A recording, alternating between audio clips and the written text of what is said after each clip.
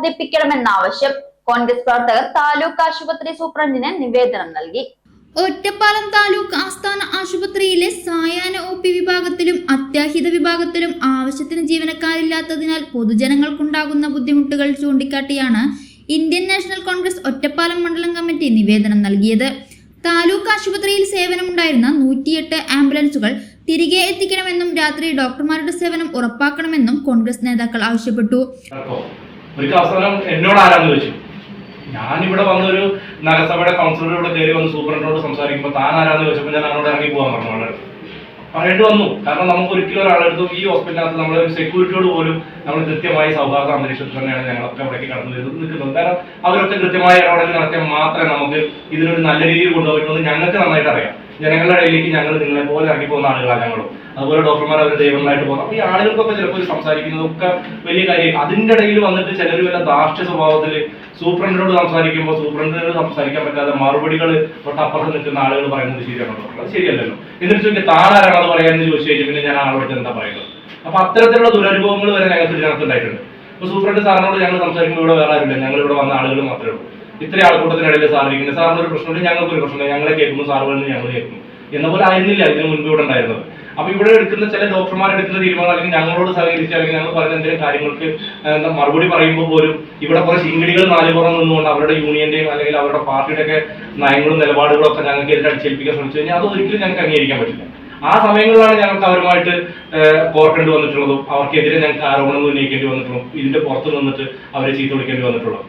അപ്പൊ അത് ഇവിടെ ഉണ്ടായിട്ടുള്ള കുഴപ്പങ്ങളാണ്. ഞങ്ങൾ എപ്പോഴും പറയാറുണ്ട്, നമ്മളോട് സഹകരിക്കുന്ന ആളുകളുടെ അടുത്ത് നിങ്ങളും ഞങ്ങളെന്നുള്ള ഒരു കാഴ്ചപ്പാടില്ല. നമ്മളെന്നൊരു കൂട്ടായ്മ കൂടെ തന്നെ നമുക്ക് വേറെ എല്ലാവരും വേണം. ഡോക്ടർമാർ കൂടെ നിൽക്കുന്നവരെ ഇതുപോലെ പൊതുപ്രവർത്തകരും വേണം. അപ്പൊ നമുക്ക് എല്ലാം കൃത്യമായി കൈകാര്യം ചെയ്തിട്ട് ഇത് പോകണമെന്നുണ്ട്. അപ്പോൾ അതുകൊണ്ടാണ് വേറെ ഒന്നും വിചാരിക്കേണ്ട. അപ്പോൾ ഡോക്ടർ ഞങ്ങളെ ഒരു ഇടപെടലായിട്ടല്ല ജനങ്ങൾക്ക് വേണ്ടിയിട്ടാണ് ഞങ്ങൾ വന്നിട്ടുള്ളത്. അപ്പൊ ആ 108 ആംബുലൻസും കാര്യങ്ങളൊക്കെ ഒന്ന് കൃത്യമായി തിരികെ എത്തിക്കാനുള്ള എല്ലാ നടപടികളും എടുക്കണമെന്ന് വിനീതമായി അഭ്യർത്ഥിക്കുക. ഓക്കെ. ഒറ്റപ്പാലം കോൺഗ്രസ് മണ്ഡലം കമ്മിറ്റി അധ്യക്ഷൻ മുഹമ്മദ് അലി നാലകത്ത്, ബ്ലോക്ക് കോൺഗ്രസ് ജനറൽ സെക്രട്ടറിമാരായ വിജയകുമാർ, വാപ്പൂവ്, ഉണ്ണികൃഷ്ണൻ, അനീഷ്, നഗരസഭാ കൗൺസിലർമാരായ ഗോപൻ, രാധ എന്നിവരുടെ നേതൃത്വത്തിലാണ് കോൺഗ്രസ് പ്രവർത്തകർ നിവേദനം നൽകുവാനെത്തിയത്. ആവശ്യമായ നടപടികൾ സ്വീകരിക്കാമെന്ന് ആശുപത്രി സൂപ്രണ്ട് പ്രവർത്തകർക്ക് ഉറപ്പു നൽകി. ഇന്നലെ വൈകുന്നേരത്ത് കാലങ്ങളായിട്ട് ഒരു 2 ഡോക്ടർമാരെങ്കിലും വൈകുന്നേരങ്ങളിലൊന്ന് തുടങ്ങിയിട്ടുണ്ട്. ഈ ബുധനാഴ്ച ഒരു ട്രയലായിട്ട് നമ്മൾ ഇടുന്നുണ്ട്. അടുത്ത തിങ്കളാഴ്ച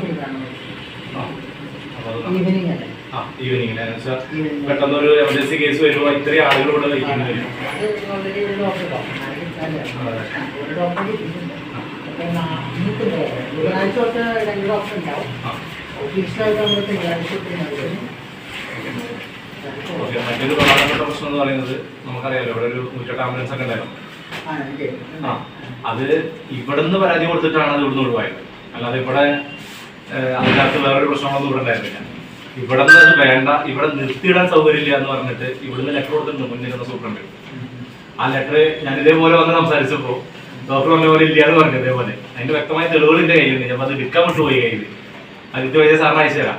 ഇവിടുന്ന് ഒപ്പിട്ട് കൊടുത്തിട്ട് കൊടുത്താൽ ഞാനത് പ്രോഗ്രാം മാനേജറെ വിളിച്ചു നോക്കിയിട്ടുണ്ട്.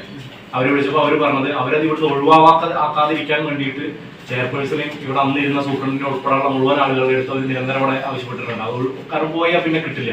ഒരു സേവനമാണ് അത്. ഒന്ന് 24 മണിക്കൂർ ഓടുന്നതും ഒന്ന് സാധാരണ പോലെ 12 മണിക്കൂർ വർക്ക് ചെയ്തായിരുന്നതാണ്.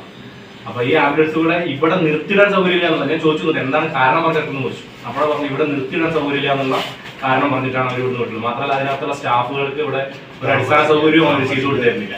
താമസിക്കാനുള്ള ഒരു സൗകര്യം ഒന്നും ചെയ്യാതെ പരമാവധി അവരെ ബുദ്ധിമുട്ടിച്ചിട്ടുണ്ട്. ഞങ്ങൾ തന്നെ ഇവിടെ സൂപ്രണ്ടിനെയൊക്കെ ഉപരോധിക്കുന്ന പരിപാടികൾ വരെ ഗവൺമെന്റ് ഹോസ്പിറ്റലിന് മുമ്പിലേക്ക് സമരമായിട്ട് നഗരസഭയ്ക്കകത്ത് കൗൺസിലറുടെ സമരമായിട്ടൊക്കെ ഞങ്ങൾ അന്ന് പ്രതിഷേധങ്ങൾ അറിയിച്ചിട്ടുണ്ട്. പക്ഷെ എന്നിട്ടൊക്കെ ഒരു രാത്രി കൊണ്ട് അത് ഇവിടുന്ന് ഒന്ന് ചുറ്റിയിരിക്കും, ഒന്ന് പൊക്കത്തിക്കുകയാണെന്നാണ്. ജില്ലാ ലെവൽ ഓഫീസറായിട്ട് വർക്ക് ചെയ്താണ്. താമസം കൊടുക്കാൻ ഇവിടെ പറയുന്നില്ല. ആ ഓർഡർ പറയുന്നത് അവർക്ക് റെസ്റ്റ് ചെയ്യാൻ പോകും. അല്ല, അങ്ങനത്തെ ഒരു അടിസ്ഥാന സൗകര്യം പോലും കൊടുക്കാതെ ഒരു ലേഡി സ്റ്റാഫൊക്കെ ആകുമ്പോൾ ഗവൺമെന്റ് ആശുപത്രിയിൽ അതിന് ആവശ്യത്തിനല്ല.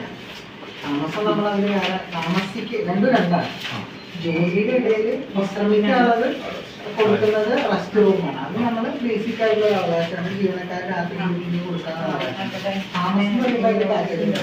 താമസം കൊടുക്കാൻ ഒരു കാരണവശാലും ആശുപത്രിയിൽ ഒരു ജീവനക്കാരെ താമസിക്കാൻ പാടില്ല. കാരണം ഞാൻ പെരുമാറൊക്കെ ജോലി ചെയ്യുമ്പോൾ അതിൽ നിന്ന് വരുന്ന കുറെ ജീവനക്കാരൊക്കെ അവിടെ താമസിച്ചിരുന്നു. അതൊക്കെ ഞാൻ പറഞ്ഞ് ഒഴിപ്പിച്ച ആളാണ്. അത് ഗവൺമെന്റ് ജീവനുണ്ട്. അത് ആശുപത്രി ആണെങ്കിൽ ഒരു പബ്ലിക് പ്രോപ്പർട്ടിയാണ്. അവിടെ ആയിരുന്നു താമസിക്കാനുള്ള പക്ഷേ ജോലിയുടെ സംബന്ധമായിട്ട് അതെല്ലാ ജീവനക്കാർക്കും പ്രൊവൈഡ് ചെയ്യാന്നുള്ളത് ചെയ്യേണ്ട ഉത്തരവാദിത്വം നടക്കുന്നത്. രണ്ടാണ്.